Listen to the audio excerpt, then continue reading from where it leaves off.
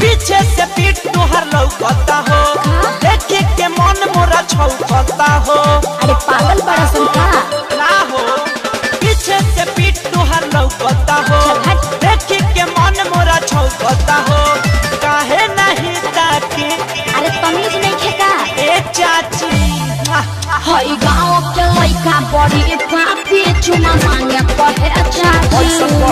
हई गाँव के लइका बड़ी पापी चुमा मांगे कहे चाची। दे दो चुमा मांगे कहे चाची चाची। चुमा मांगे कहे चाची चाची।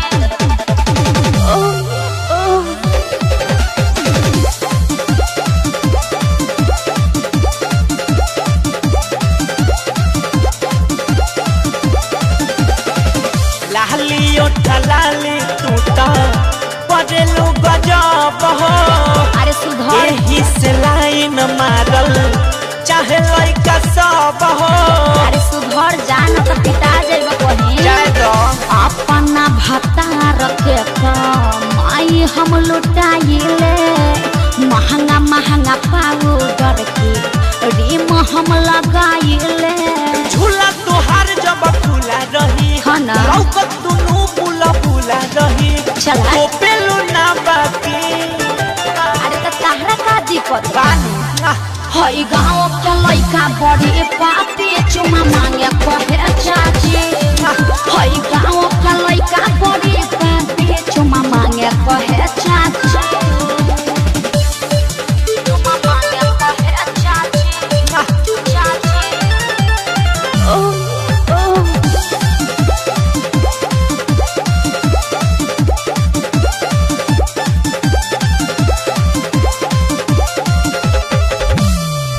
उमर बत्तीसी भले मेंटन में बाड़ू लइकी सबसे ज्यादा तुम्हें जोड़ा लागतारू।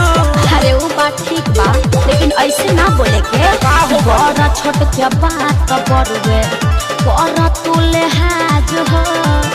ऐसे कैसे बोली काहे बोलता रयाज हो।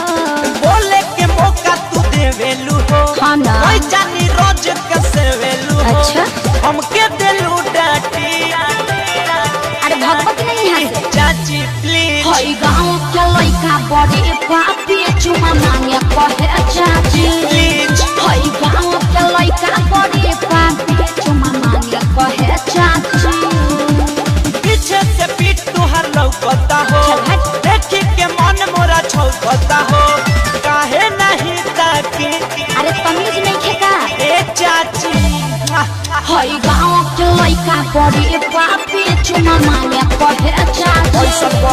हई गाँव के लइका बड़ी पापी चुमा मांगे कहे चाची। दे दो